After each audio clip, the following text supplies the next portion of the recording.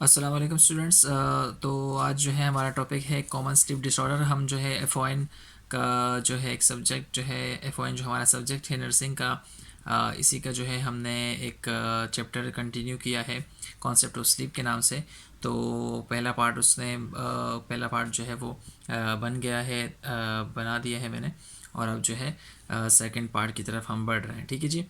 तो आज का जो हमारा टॉपिक है, सबसे पहले हेडिंग देख लेते हैं, कॉमन स्लीप डिसऑर्डर, यानी कि जो स्लीप से डिसऑर्डर रिलेटेड हैं तो उसको हम पढ़ेंगे कि क्या क्या हो सकते हैं। ठीक है जी। तो सबसे पहले बात करते हैं इंसोमिया की। इंसोमिया जो है वो इनएबिलिटी टू फॉल अस्लीप और रिमेन अस्लीप। या तो जो है आपको नींद ही नहीं आएगी, या थोड़ी सी नींद आएगी फिर आप उठ जाएंगे, फिर थोड़ी सी नींद आएगी फिर आप उठ जाएंगे। तो इनएबिलिटी टू फॉल अस्लीप और रिमेन अस्लीप, या तो नींद बिल्कुल आएगी ही नहीं या बिल्कुल थोड़ी सी आएगी फिर आप दोबारा से उठ के बैठ जाते हैं। तो इस कंडीशन को कहते हैं इंसोम्निया। ठीक है, इंसोम्निया। अच्छा, जो जो भी मैं नाम आपको बता रहा हूँ ये भी आपने याद रखने हैं, साथ साथ उनके जो मतलब है वो भी आपने याद रखना है, क्योंकि एमसीक्यूज़ के हवाले से ये बहुत ज़्यादा ज़रूरी है। ठीक है जी। कह रहा है कि not a disease but could be treated by behaviour changes. Insomnia जो है वो कोई डिजीज़ नहीं है लेकिन इसको ट्रीट किया जा सकता है बिहेवियर चेंजेस के ज़रिए। कैसे? सॉरी। अच्छा, स्टिमुलस कंट्रोल देखें। इंसोम्निया को कंट्रोल करने के तीन तरीके हैं। या तो हम इस स्टिमुलस को कंट्रोल कर लें, ठीक है, यानी कि हम एक ऐसा इन्वायरमेंट फॉर्म करें जो इन्वायरमेंट हमें मजबूर करे सोने पे, यानी कि हम लाइटर वाइटर बंद कर दें। ठीक है, और जो है और क्या क्या कर सकते हैं आप, मतलब अच्छा खाना खाएं, 2-3 घंटे पहले खाना खाएं ताकि आपको अच्छी नींद आए। तो वो स्टिमुलस जो हमें तंग कर सकते हैं उसको हम कंट्रोल करें। तो स्टिमुलस कंट्रोल के अंदर क्या क्या आएगा कि हमारा जो स्लीप इन्वायरमेंट है वो अच्छा हो जाए। तो इससे क्या होगा, इंसोम्निया नहीं होगा और आपको अच्छी नींद आ जाएगी। ठीक है जी। अच्छा, कॉग्निटिव थेरेपी क्या होती है कि आपके जो थॉट्स हैं, आपके दिमाग में जो नेगेटिव चीज़ें चल रही हैं उसको आप हटा दें और उसकी जगह पॉजिटिव सोच लेकर आएँ ताकि आपको कोई परेशानी ना हो और आप आसानी से सो सकें। तो कॉग्निटिव थेरेपी ये होती है। ठीक है जी। अच्छा, स्लीप रिस्ट्रिक्शन क्या है? Limit all those things which make you stay awake. तमाम वो चीज़ें जो हैं वो छोड़ दें या उसको कम कर दें जो आपको जागने में मजबूर करती हैं। यानी कि आपने रात को चाय पी ली तो फिर आपकी नींद ख़राब हो जाती है, कॉफ़ी पी ली आपकी नींद ख़राब हो जाती है। ठीक है जी। तो इस तरह की वो तमाम चीज़ें जो कि आपको स्लीप करने से रोकती हैं, तो आप उस तमाम चीज़ों को लिमिट कर दें तो आप इंसोम्निया से बच सकते हैं। ठीक है जी। चलिए, दूसरा हमारे पास टर्म है हाइपरसोमनिया। ठीक है, इनसोमनिया का मतलब होता है कि इनएबिलिटी टू फॉल स्लीप, यानी कि आप सो नहीं सकते। और हाइपरसोमनिया से आपको क्या समझ आ रहा है कि मोर स्लीप, यानी कि आप ज़्यादा सोएंगे, बहुत ज़्यादा सोएंगे। ठीक है जी। जहाँ पर आपको 7 से 9 घंटे की स्लीप चाहिए वहाँ पर आप 12 से 14 घंटे सोएंगे। तो ये भी एक मसला है। ठीक है। थर्ड जो हमारे पास है वो है नार्कोलेप्सी। नार्कोलेप्सी का मतलब ये है कि जो आप दिन के टाइम पे एक्सेसिव स्लीप होती है। बाज़ लोग जो है वो दिन के टाइम पे सो रहे होते हैं, उनको दिन के टाइम पर क्लास के अंदर बहुत ज़्यादा नींद आ रही होती है। तो ऐसे जो एडल्ट होते हैं, ज़्यादातर ये एडल्ट्स के अंदर होता है। ठीक है, एडल्ट्स के अंदर यानी कि जो 12 से लेकर 19 साल तक के जो होते हैं, जो जनरेशन है हमारे पास 12 से 19 साल तक की, तो उनके अंदर ये बहुत ज़्यादा होता है। और जो है क्या होता है, इसके अंदर केमिकल होता है एक हाइपोक्रेटिन। हाइपोक्रेटिन नाम का एक केमिकल होता है। ये जो है वो हमारा सिस्टम के अंदर लेक कर जाता है, जो हमारा स्लीपिंग सेंटर होता है यानी कि मिड ब्रेन, उसके अंदर जो है ये हाइपोक्रेटिन जो है ये लेक कर जाता है, इसकी सिक्रेशन कम हो जाती है।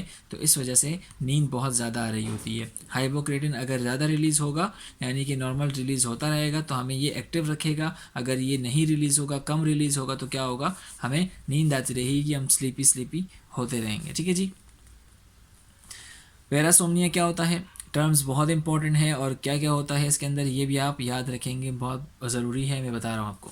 तो पैरासोमनिया जो है ये क्या होता है कि ऐसे बिहेवियर जो कि आपको नींद में तंग कर सकते हैं। जैसे कि कुछ लोग होते हैं वो नींद में बातें कर रहे होते हैं, ठीक है, और या जो है उल्टी सीधी हरकतें कर रहे होते हैं, या जो है घूम फिर रहे होते हैं, जैसे वॉक कर रहे होते हैं। ठीक है, जो तो ये सब जो है पैरासोमनिया की हेडिंग के नीचे आते हैं। तो पैरासोमनिया के अंदर क्या होता है, वो वाले सारे बिहेवियर जो कि आपकी नींद को ख़राब कर सकते हैं, तो ये वाला पैरासोमनिया कहलाता है। ठीक है जी।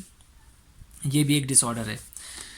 अच्छा, enuresis bed wetting at night. कुछ लोग जो है वो बेड वेट कर देते हैं। ठीक है जी। ये क्या होता है, it occurs in male rather than female, ये मेल्स के अंदर बहुत ज़्यादा होता है, फीमेल्स के अंदर इतना नहीं होता। And happens when you wake up from an REM stage 3। तो ये एन यूरेज जो है वो स्पेशली कब होता है, एन रेम स्टेज 3 के अंदर, यानी कि जब आप बहुत ज़्यादा डीप स्लीप में होते हैं, बहुत ज़्यादा नहीं, थोड़ा बहुत ज़्यादा वाला जो है वो रेम होता है, जो है उससे जो पहली वाली स्टेज होती है एन रैम, तो उसके अंदर जो है ये हो जाता है बाज़ औक़ात। ठीक है जी। एनयूरेसिस यानी कि बेड वेटिंग, पैरासोमनिया यानी कि बिहेवियर जो है वो वाले बिहेवियर जो आपके इंटरफेयर कर रहे होते हैं स्लीप के अंदर, narcolepsy excessive day time sleeping, hypersomnia ज़्यादा स्लीपिंग होता है, और insomnia difficulty to fall asleep. ठीक है जी। अब बात करते हैं कि सोम एल्बुलिज़म क्या है, सोम एल्बुमलिज़म। ठीक है जी, ऐसे ही करके कुछ नाम है, सोन एल्बुमलिज़म। तो ये क्या होता है कि स्लीप वॉकिंग, कुछ लोगों को जो है बीमारी होती है नींद में चलने की, तो ये वही बीमारी है स्लीप वॉकिंग, इसको कहते हैं सोम एल्बुलिज़म कहते हैं इसको, मेरे ज़बान पर नहीं आ रहा, लेकिन सोम एल्बुलिज़म जो है ये इसको कहते हैं, स्लीप वॉकिंग होती है, ये भी स्टेज 3 के अंदर ज़्यादातर होती है। ठीक है जी।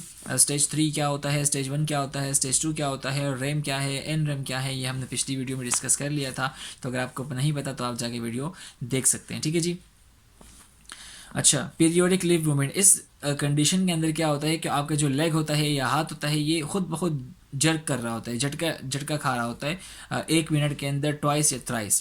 तो ये भी है जो एक बीमारी होती है, तो बाज़ औक़ात ये कैल्शियम की कमी की वजह से भी हो सकता है, या जो न्यूरोट्रांसमीटर है उनकी वजह से भी हो सकता है जी।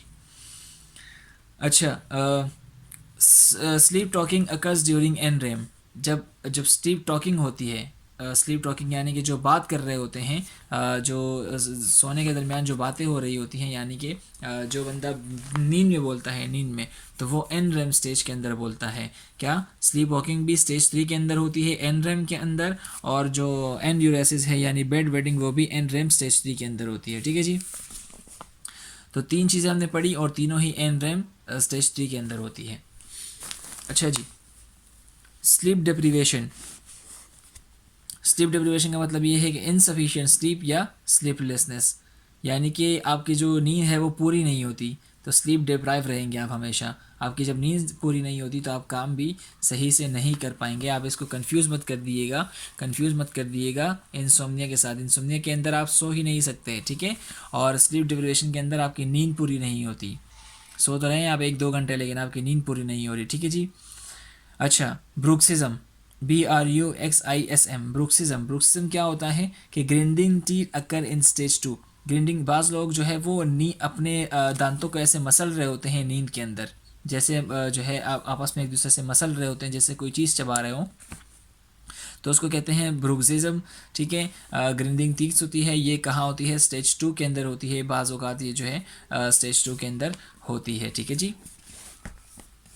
अच्छा, स्लीप एपनिया, स्लीप एपनिया क्या है, एपनिया का मतलब क्या है स्टूडेंट्स, एपनिया का मतलब क्या है, एपनिया का मतलब होता है कि सांस का बंद होना या ब्रीथिंग के अंदर कोई मसले का होना। तो स्लीप एपनिया यानी कि वो वाला जो है स्लीप जिसके अंदर आपको सांस का मसला होने लगे, तो उसको कहते हैं स्लीप एपनिया। ठीक है जी। फ्रीक्वेंट शॉर्ट ब्रीथिंग पॉसेस, यानी कि इसके अंदर क्या होगा, आपका बार बार जो है ब्रीथिंग पॉसेस आएगा, यानी कि आप सांस देने में आपको डिफ़िकल्टी फील होगी। किस वजह से होता है, बिकॉज एयरवेज आर ब्लॉक्ड और क्लोजेज, किस वजह से होता है कि आपका जो एयरवेज है, ट्रेकिया है, फेरेंस है, वो क्या है, या तो ब्लॉक है या बिल्कुल बंद है। ठीक है जी। मोर देन 5 एपनिक एपिसोड्स और breathing pauses longer than 10 seconds is consider abnormal.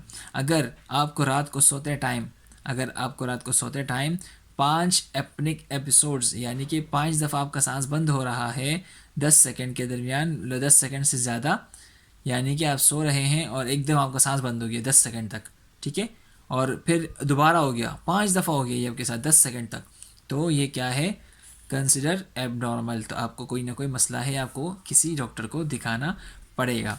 ठीक है जी। स्लीप अपनिया समझ में आ गया, यानी स्लीप सोते टाइम अपनिया यानी सांस बंद होना। तो अगर आपका सांस बंद हो रहा है 10 सेकंड के लिए और वो भी 5 दफ़ा या उससे ज़्यादा दफ़ा, तो आपको जो है एबनॉर्मल कंसिडर किया जाएगा। चलें जी, टाइप्स की बात करते हैं। टाइप्स क्या है, एक मिनट, ये लाइट बहुत ज़्यादा आ रही है। एक मिनट रुकिएगा। हाँ, मेरे ख्याल से ये एंगल ठीक है। अच्छा, टाइप्स क्या है? एक ऑब्स्ट्रक्टिव एपनिया होता है, एक जो है वो ऑब्स्ट्रक्टिव एपनिया होता है, दूसरा होता है सेंट्रल एपनिया, और तीसरा होता है मिक्स्ड एपनिया। क्या क्या होता है इसके अंदर, तो अभी बात करते हैं। देखें, obstructive apnoea when structure of pharynx और oral cavity block the airway. Obstruct का मतलब होता है फंसना। तो फेरिंग्स जो है, फेरेंस या ओरल कैविटी जो है, उसके अंदर कोई ऐसा स्ट्रक्चर है जो उस हमारा एयरवे को ब्लॉक कर रहा है, तो उसको कहते हैं ऑब्स्ट्रक्टिव एपनिया। ठीक है जी। जैसे फेरिंग्स के अंदर टॉन्सिल्स हो गए, वो हमारे ब्लॉक कर रहे होते हैं, ठीक है, तो ये एयरवेज को ब्लॉक कर रहे होते हैं, तो उसको कहते हैं ऑब्स्ट्रक्टिव एपनिया। जैसे यही मैंने बात कर ली, in large tonsils and adenoids a deviated nasal septum. Deviated nasal system जो है वो क्या होता है, जैसे कि नेज़ल सेप्टम है हमारा, नाक के बीच की जो हड्डी होती है, जो कार्टिलेज वाली हड्डी होती है, अगर वो थोड़ी सी टेढ़ी हो गई है तो आपको ब्रीथिंग में मसला पैदा हो सकता है। तो इसलिए कहा है कि deviated nasal septum. Nasal polyps, आपके नाक के अंदर जो है वो कोई आउट ग्रोथ हो गई है, या ओबेसिटी, जो आपका मोटापा है वो भी आपको कभी कभी सांस लेने में मसला पैदा कर सकता है, cause apnoea. It begins with snoring. जो है क्या होता है, जब आपकी ऑब्स्ट्रक्शन हो रही होती है, ऑब्स्ट्रक्टिव एपनिया हो रहा होता है, तो आप खराटे लेना स्टार्ट करते हैं। जो भी बंदा खराटे ले रहा होता है, तो आप सोच लीजिए कि इसको कोई ना कोई ऑब्स्ट्रक्टिव एपनिया है, यानी कि इसकी सांस जो है प्रॉपर फंक्शन नहीं कर रही, इसका सांस जो है वो पूरा लंग्स के अंदर नहीं जा रहा, कोई ना कोई मसला ऑब्स्ट्रक्शन वहाँ पर मौजूद है। ठीक है जी। तो स्टूडेंट्स, हमने बात कर ली कि ऑब्स्ट्रक्टिव एपनिया क्या होता है। ऑब्स्ट्रक्टिव एपनिया जो है उसके अंदर हमारे पास कोई ना कोई आउट ग्रोथ हो रही होती है नाक के अंदर या मुंह के अंदर या फेरिंग्स के अंदर, जो कि ब्लॉक कर रही होती है एयरवेज को। ठीक है। तो सेंट्रल एपनिया जो है वो उसकी दूसरी किस्म है एपनिया की, स्लीप एपनिया की। तो सेंट्रल एपनिया के अंदर क्या होता है कि इसके अंदर डिफेक्ट होता है रेस्पिरेटरी सिस्टम या सेंटर का इन ब्रेन।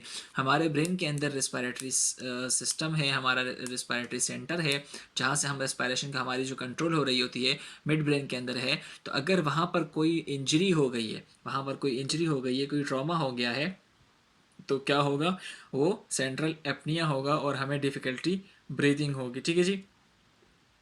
अगर कोई बंदा सो रहा है, ठीक है, मैं आपको सिंपल समझाता हूँ। अगर कोई बंदा सो रहा है, अच्छा पहले ये देख लेते हैं फिर समझाता हूँ। Mixed apnoea, combination of central and obstructive apnoea.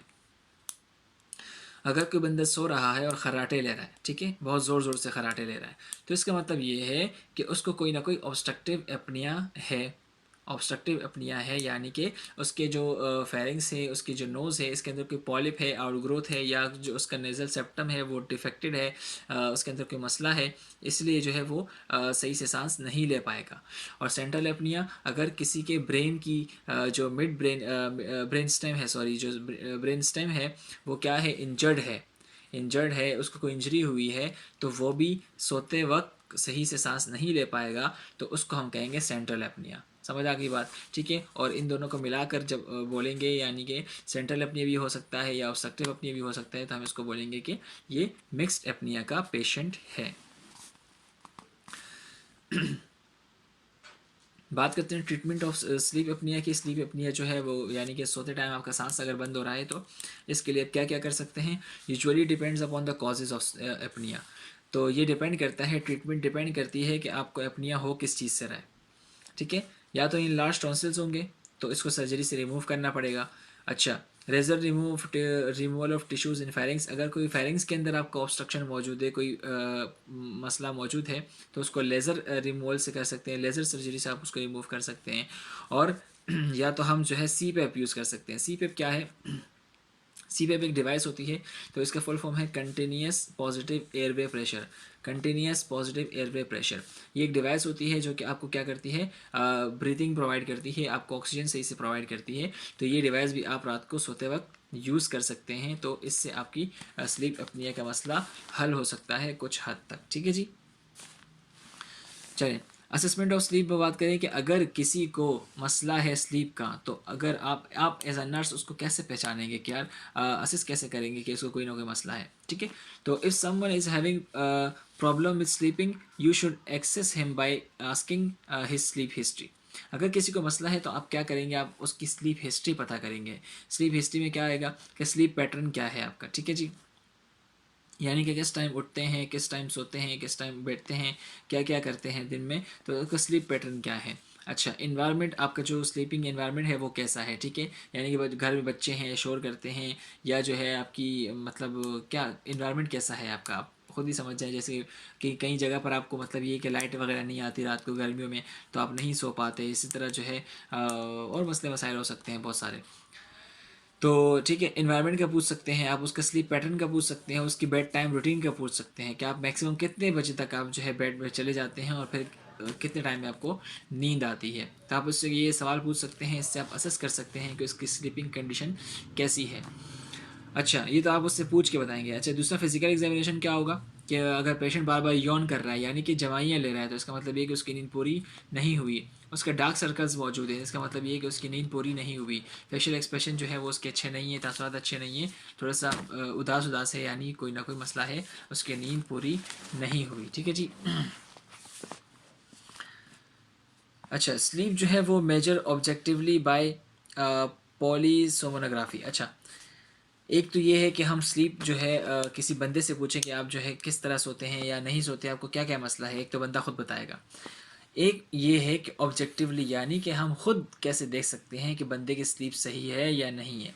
तो स्लीप को मेजर करने के लिए एक डिवाइस मौजूद होती है, पॉलीसोमनोग्राफ। ठीक है, और उससे हम क्या करते हैं, पॉलीसोमनोग्राफी करते हैं। इसके अंदर क्या क्या मौजूद होता है, पॉलीसोमनोग्राफी के अंदर जो है वो बहुत सारी चीज़ें मौजूद होती हैं। उसका पैटर्न क्या है नींद की, और उसका जो है वेव्स कैसी आ रही हैं, तो वेव्स की शक्ल में आता है, जैसे ईसीजी के अंदर आता है उसी तरह वेव्स की शक्ल में ये इसके ग्राफ आता है। तो उससे जो है वो एक्सपर्ट पता कर लेते हैं कि स्लीप इसकी कैसी है। ठीक है जी। पोलिसोमनोग्राफी जो है ये याद रखिएगा कि ये क्या करता है, ये स्लीप को मेजर करता है ऑब्जेक्टिवली। अच्छा, असिस तो आपने कर लिया कि अब उसको मसला है, ठीक है, नींद में उसको सही नहीं आ रही है, आपने उससे पूछ भी लिया, सारे सवाल भी कर लिए। अब उसको डायग्नोस कैसे करोगे आप, ठीक है, डायग्नोस कैसे करोगे कि यार क्या क्या मसले हो सकते हैं तुम्हें। ठीक है, सबसे पहले तो बात करते हैं इंजरी की, कि आपको इंजरी हो सकती है। ठीक है, तो बात करते हैं नर्सिंग डायग्नोसिस की। आपने असेस तो कर लिया, बंदे से पूछ लिया कि भाई आपको क्या क्या मसला है, या आपने उसको खुद भी देख लिया, लेकिन अब आप क्या करेंगे, नर्सिंग डायग्नोसिस करेंगे। डायग्नोसिस कैसे करेंगे कि आप खुद पता लगाएंगे कि जो है पेशेंट जो है आपके सामने आ रहा है, तो उसको आपके ऊपर से लेकर बॉडी तक, जब ऊपर से लेकर नीचे तक आप जब उसको देखेंगे, तो आपको इन इन चीज़ों का ख्याल रखना है, ये चीज़ें आपको जहन में रखनी है। अगर ये चीज़ें अगर उसके अंदर मौजूद है, तो यानी उसकी नींद जो है उसमें कोई ना कोई मसला मौजूद है। ठीक है जी, कोई ना कोई मसला उसकी नींद में है। तो सबसे पहले नर्सिंग डायग्नोस के अंदर आता है इंजरी। इंजरी का मतलब ये है कि ये सोम सॉन एल्बुलिज्म, यार ये नाम मुझे क्यों नहीं समझ में आ रहा, पढ़ना क्यों नहीं आ रहा। सोम एल्बुलिज्म जो हमने लास्ट से पढ़ा था, ये क्या है, सोम एल्बुलिज्म का मतलब होता है कि जो वॉक करते हैं, स्लीप जो नींद के अंदर चलते हैं, तो ये वो बीमारी है। तो अगर कोई नींद के अंदर चल रहा है, तो उसको लाजमी सी बात है कोई ना कोई इंजरी हो सकती है। ठीक है जी। तो अगर आपको उसको कोई ना कोई इंजरी है, आप उससे पूछेंगे ये क्या है, किस वजह से हुआ, तो आपको बताएगा कि ये मैं नींद में चलता हूँ, सोम एल्बुलिज्म की बीमारी है मुझे, तो इसकी वजह से ये मसला हुआ मुझे। ठीक है जी। अच्छा, आप उसको कोई पज़ल वगैरह देंगे, आप उसको सॉल्व करने के लिए कोई मसला देंगे, तो उससे सॉल्व नहीं हो पाएगा, उससे सॉल्व नहीं हो पाएगा। यानी कि उसका कोई ना कोई मसला है स्लीप के अंदर, उसकी नींद पूरी नहीं हुई, इसकी क्वालिटी और क्वांटिटी ऑफ स्लीप में मसला है या इनसफिशिएंट है। ठीक है जी। फटीग, उसको दर्द होगा, ठीक है, दर्द होगा, यानी बॉडी के अंदर पेन होगा, क्योंकि जब बंदे की नींद पूरी नहीं होती, तो क्या होता है, पूरी बॉडी के अंदर पेन पेन सा फील होता है, और अजीब सा ना, अजीब सी हालत हो रही होती है। ठीक है जी। तो रिलेटेड टू इनसफिशिएंट स्लीप, आपका नींद पूरी नहीं हुई तो आपको फटीग वगैरह होगा, दर्द होगा पूरी बॉडी के अंदर। अच्छा, impaired gas exchanges related to sleep apnoea. Sleep apnoea की हमने बात करी अभी कि ये क्या है, जब भी आप सो रहे होते हैं तो आपकी डिफ़िकल्टी इन ब्रीथिंग अपनिया कहलाता है। ठीक है जी। तो इम्पेयर्ड गैसेस एक्सचेंज, यानी कि आपके गैस एक्सचेंज जो है वो सही नहीं होंगे। इम्पेयर्ड का मतलब होता है ख़राब होना, तो गैस एक्सचेंज जो है वो आपके सही नहीं होंगे, क्योंकि आपकी कोई ना कोई स्लीप अपनिया है, यानी कोई ना कोई ऑब्स्ट्रक्शन है या सेंट्रल अपनिया है आपको। डेफिशिएंट नॉलेज, यानी ये आपको कोई नॉलेज ही नहीं है स्लीप के बारे में। अगर आपको किसी ने बताया कि आप जो है चाय पिए, उससे ज़्यादा आपको नींद आएगी, आपने चाय पी, आपको नींद ही नहीं आ रही, तो मिस इन्फॉर्मेशन जो है वो आपको आपकी जो है वो हो सकती है, डायग्नोस हो सकती है। ठीक है जी। नॉन प्रेस्क्राइब रेमेडीज़ जो है वो आप यूज़ कर रहे हैं, तो इसलिए जो है नींद आपकी सारी ख़राब हो रही है। अच्छा, anxiety related to sleep apnoea and other diagnosis. Anxiety हो सकती है, सी पर्सन को एनजाइटी हो सकती है। आप उससे पूछेंगे तो जाहिर सी बात है जब उसकी नींद पूरी नहीं होगी तो वो बोलेगा कि मुझे एनजाइटी भी इसी वजह से हो रही है कि मुझे मेरी नींद पूरी नहीं हो रही। No activity related to sleep deprivation और एक्सेसिव डे टाइम स्लीपनेस। तो जब आप सारा दिन सो रहे होंगे तो फिर एक्टिविटी क्या खाक करेंगे, तो इसलिए नो एक्टिविटी आ गई डायग्नोस के अंदर कि उसकी कोई एक्टिविटी नहीं होगी। तो आप उसे अंदाज़ा लगा लेंगे कि क्या है, इसका स्लीप का कोई ना कोई मसला ख़राब है। ठीक है जी। अच्छा, अब जो है एक नर्स जो है वो प्रमोट कैसे कर सकता है स्लीप को। हम क्या कर सकते हैं, establish regular sleep and wake up time. हम पेशेंट को बता सकते हैं कि आप इस टाइम पे उठें और इस टाइम पे जो है आप बिल्कुल सो जाएं रेगुलर। ठीक है जी। अच्छा, आप उसको एक्सरसाइज बता सकते हैं कि आप एडिक्वेट एक्सरसाइज किया करें इस तरह की, और कम से कम 3 घंटे पहले आप एक्सरसाइज किया करें ताकि आपको अच्छी नींद आ जाए। ठीक है जी। हम यूजुअली लोगों को बोलते हैं कि आप 7 बजे के बाद जो है वो एक्सरसाइज ना करें कोई। ठीक है जी, 7 बजे के बाद कोई एक्सरसाइज ना करें, MCQ के हवाले से इंपॉर्टेंट पॉइंट है। Make sleep comfortable environment, easy है। ठीक है। Avoid music because it makes brain weak. रात को सोते वक्त म्यूज़िक का इस्तेमाल ना करें, म्यूज़िक ना सुन के सोएं क्योंकि ये ब्रेन को वीक करता है। रिसर्च के मुताबिक, ये मैं अपने आप से नहीं कह रहा। ठीक है जी। Avoid heavy meals, it form GI upset. Heavy meals खाना खाना बिल्कुल, मतलब आपने भर के पेट भर के स्पाइसी खाना खा लिया, क्या करेगा, आपके गैस्ट्रो इंटेस्टिनल ट्रैक को अपसेट करेगा, यानी आपका मैदा ख़राब करेगा। अवॉइड अल्कोहल और कैफ़ीन, अल्कोहल और कैफ़ीन जो है आप इससे दूर रहें। टेक एनर्जेसिक इस प्रिस्क्राइब बाय द डॉक्टर। अगर आपको नींद नहीं आती तो आप एनर्जेसिक ले सकते हैं, यानी कि वो सारी मेडिकेशन जो कि पेन रिलीवर होती हैं, एनर्जेसिक्स होती हैं, पेन रिलीवर होती हैं, आप वो ले सकते हैं ताकि आपको नींद अच्छी आ जाए। Make your self hygiene, hygiene का ख्याल रखें और मसाज कर दें। ठीक है, अपने कमर का मसाज करें, इससे भी आपकी नींद जो है वो अच्छी आ जाती है। सेफ्टी मेजर का बहुत ख्याल रखेंगे हॉस्पिटल के अंदर कि यूज़ नाइट लैम्प्स, रात वाले बल्ब यूज़ करेंगे ताकि क्या हो, आपको जब उठें तो आपको कोई मसला ना हो। ठीक है, पेशेंट जब उठने की कोशिश करे तो उसको बिल्कुल अंधेरा ना नज़र आए, थोड़ी थोड़ी लाइट नज़र आए, सारी चीज़ें नज़र आए।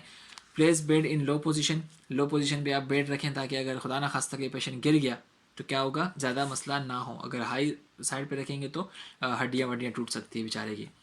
तो raise side rails appropriately, side rails को अच्छी तरह जो है वो खड़ा करें ताकि जो है पेशेंट उसको पकड़ के उठना या बैठना चाहे तो कर सके आराम से। Place call bell within easy reach, call bell होती है अक्सर वार्ड रूम्स के अंदर ताकि जो है वो पेशेंट उसको बजा सके और बाहर स्टाफ को पता चल सके कि अंदर पेशेंट को कोई नीड है। ठीक है जी। तो ये हमारे पास जो है कॉन्सेप्ट ऑफ स्लीप का जो है पार्ट 2 था, और इसके अंदर हमने पढ़ा कि कॉमन स्लीप डिसऑर्डर्स क्या क्या हो सकते हैं। तो आप ये सारे नाम याद रखिएगा प्लीज़, मैं आपसे बार बार कह रहा हूँ, नाम याद रखिएगा और इसके अंदर क्या क्या होता है ना, ये आप याद रखेंगे तो आपको MCQs के लिए बहुत ही ईजी रहेगा। उम्मीद करता हूँ आपको सारी बातें समझ आ गई होंगी, और अगर समझ आ गई हैं तो प्लीज़ जो है एक लाइक भी कर दें, शेयर भी कर दें और सब्सक्राइब भी करते हुए जाएं। तो आपसे मिलते हैं नेक्स्ट वीडियो के अंदर, अपना तब तक ख्याल रखें, अल्लाह हाफिज़। अब बात कर लेते हैं MCQs की। तो सबसे पहले MCQs हमारे पास ये है कि which of the following substances are natural hormone produce by the pineal gland that induce sleep. तो ये कौन सा हार्मोन जो है वो इंड्यूस करता है स्लीप को, यानी कि स्लीप को बढ़ाता है। तो मेलाटोनिन जो है ये हार्मोन का नाम है, ये याद रखिएगा, ये जो है स्लीप को इंड्यूस करता है। ठीक है जी। एम्फेटामिन, मिटाइल फिनाइड फिनाइडेट और पिमोलिन जो है ये हार्मोन नहीं है, बल्कि ये क्या है, ये बेसिकली ड्रग्स की क्लासेस हैं। ठीक है जी। सेकेंड MCQ कहता है कि an older female patient visit the doctor due to sleep issues, what could be the reason behind her sleep. कि जो है कोई फीमेल ऑल्डर पेशेंट है वो क्या करती है, उसने डॉक्टर को बताया कि डॉक्टर साहब मुझे गहरी नींद नहीं आती, मुझे बार बार उठ जाती हूँ। ठीक है जी। तो इसके पीछे क्या रीज़न हो सकता है, तो इसके रीज़न ये हो सकता है कि आप जो है जो नेचुरल ओल्ड एज होती हैं उसके अंदर REM sleep, REM rapid eye movement sleep, यानी कि जो गहरी नींद होती है वो बहुत ही कम हो जाती है। तो ये नेचुरल है, कोई मसला नहीं है इसके अंदर। ठीक है जी। तो इसका आंसर, सही आंसर जो है वो ऑप्शन बी है। What of the following is the best nursing advice to promote better sleep in kids. Kids को आप क्या एडवाइस करोगे कि उसके उनको जो है वो नींद जल्दी आ जाए और अच्छी आ जाए। तो इसमें यह है कि ensure that the meal is healthy. आप ये इंश्योर करें कि उनका जो खाना है वो हेल्दी है और उनका जो रूम है वो सोने के लिए बेहतरीन है, यानी शोर शराबा वहाँ पे नहीं है। ठीक है जी, ये आप मेक श्योर करोगे तो किड्स को जो है वो नींद अच्छी आ जाएगी। अच्छा, increase screen time before going to sleep ख़राब करेगा। ठीक है जी, encourage that kids participate in some leisure activities, मतलब कि सोने के टाइम पे कुछ फजूल एक्टिविटीज़ में काम टाइम ज़ाया कर रहे हैं, तो ये अच्छी बात नहीं है। ठीक है जी, तो इसका जो सेकंड आंसर है, सेकंड ऑप्शन है, ये सही आंसर है। Which among the following are the most prevalent sleep disorder. अच्छा, ये पूछ रहा है कि कौन सा वाला डिसऑर्डर जो है वो मोस्ट कॉमन है, मौजूद पाया जाता है, आम पाया जाता है। तो इंसोम्निया यानी कि स्लीप की कमी, नींद की कमी जो है ये बहुत ज़्यादा पाई जाती है। ठीक है जी। अच्छा, when assessing a client for obstructive sleep apnoea the nurse understand that the most common symptom is. Obstructive sleep अपनी आपको पता है कि जब हम सो रहे होते हैं तो हमारी सांस वगैरह बंद हो रही होती है। तो जब सांस वगैरह बंद हो रही होती है तो इसके अंदर दो चीज़ें होती हैं, या तो ऑब्स्ट्रक्टिव हो सकता है या सेंट्रल हो सकता है। तो ऑब्स्ट्रक्टिव जो है वो किसी चीज़ के फंसने की वजह से हो सकता है। तो अब क्या सिम्टम क्या होगा इसका, तो इसका सिम्टम ये होगा कि अर्ली अवेकनिंग, यानी कि नहीं, ये अर्ली अवेकनिंग नहीं है। ठीक है जी। इम्पेयर्ड सीजनिंग जो है वो भी नहीं है। हेडेक जो है ये भी नहीं है। क्यों? क्योंकि ना मतलब दिन के टाइम पे वो सो रहा होगा, तो एक्सेसिव डे टाइम स्लीपनेस जो है ये इसका मोस्ट कॉमन सिम्टम्स है। बाकी भी हेडेक वगैरह भी हो सकता है, लेकिन जो आपका बेस्ट ऑप्शन यहाँ पर मौजूद है वो एक्सेसिव डे टाइम स्लीपनिंग है जी। ठीक है जी। अच्छा, ऑब्स्ट्रक्टिव स्लीप एपनिया इज़, तो लीस्ट कॉमन फॉर्म नहीं जी, मोस्ट कॉमन फॉर्म है। ठीक है जी, ये ऑप्शन सी जो है ये सही आंसर है। मोस्ट कॉमन फॉर्म जो है ऑब्स्ट्रक्टिव स्लीप एपनिया। अच्छा जी, ये फोर की बात कर रहे हैं। Sleep apnoea symptoms only affect, कि स्लीप एपनिया अगर किसी बंदे को है तो वो क्या करेगा, उसके जो सिम्टम्स है वो किस किस को इफ़ेक्ट करेंगे। द स्नोरर को करेंगे जो कि पेशेंट है। द स्नोरर्स फैमिली मेम्बर, हाँ उसकी फैमिली मेम्बर को भी करेंगे। द स्नोरर सिग्निफिकेंट अदर्स, यानी कि वो जो बाकी लोग हैं जो कि उस पेशेंट के सिग्निफिकेंट लोग हैं, यानी कि करीबी लोग हैं, तो उनको भी इफ़ेक्ट कर सकता है। ठीक है जी, तो इसका आंसर है all of the above. Sleep apnoea can, क्या अगर बी पोटेंशियली डेंजरस, ख़तरनाक हो सकता है। Prevent you from obtaining a deep and restful sleep, बिल्कुल सही बात है जी। Cause sleep walking, sleep walking नहीं है, क्योंकि स्लीप वॉकिंग जो है वो सॉम एल्बोडिज़म था, तो स्लीप वॉकिंग नहीं है। तो बहुत ए एंड बी ऑप्शन बिल्कुल हमारे पास सही है, डेंजरस हो सकता है। ठीक है जी। The three types of sleep apnoea are, sleep apnoea जो है उसकी थ्री टाइप्स क्या क्या हैं? ऑब्स्ट्रक्टिव है, सेंट्रल है, और कॉम्प्लेक्स या मिक्स्ड स्लीप एपनिया है। ठीक है जी। स्लीप एपनिया जो है वो क्या है? Sleep apnoea is a chronic disorder that affect your sleep. Chronic disorder है, एक पुराना बीमारी हो सकती है, मतलब ये कि क्रॉनिक हो सकता है। ठीक है, disorder that affect your sleep, बिल्कुल इजी MCQs है। ठीक है जी। टॉकिंग एंड स्लीप नहीं हो सकता, tossing and turning in sleep नहीं है। ठीक है जी। Sleep apnoea can be treated by, अच्छा स्लीप एपनिया जो है वो ट्रीट कौन करेगा? ट्रीट जो है वो डेंटिस्ट करेगा। ठीक है जी। स्लीप एपनिया डेंटिस्ट कैसे ट्रीट करेगा? डेंटिस्ट ऐसे ट्रीट करेगा कि जब आप सो रहे होते हैं तो कोई ऑब्स्ट्रक्शन होती है आपके गले के अंदर, ठीक है, या टॉन्सिस की वजह से हो सकता है, या कोई भी चीज़ें हो सकती हैं। तो जो डेंटिस्ट होता है वो उसको क्योंकि मुंह के अंदर की बात है इसलिए डेंटिस्ट बेहतर समझ सकता है। ठीक है जी।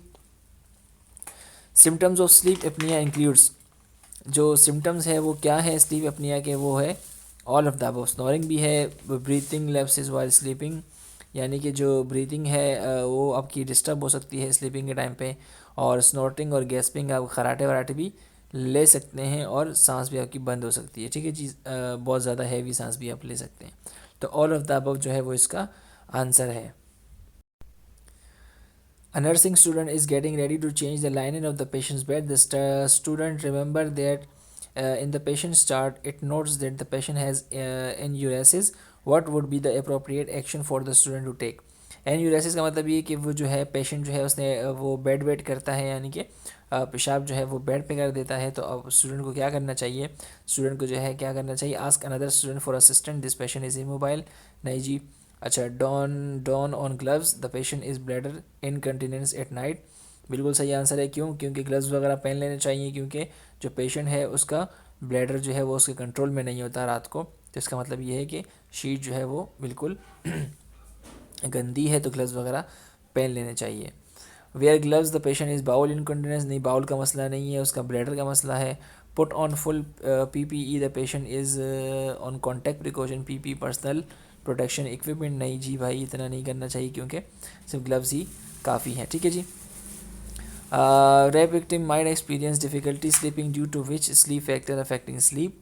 तो जो रेप विक्टिम होता है वो क्या करता है, उसको जो है खौफ होता है, तो इस वजह से उसको नींद नहीं आ रही होती, तो विजिलेंस जो है वो खौफ को कहते हैं। ठीक है जी।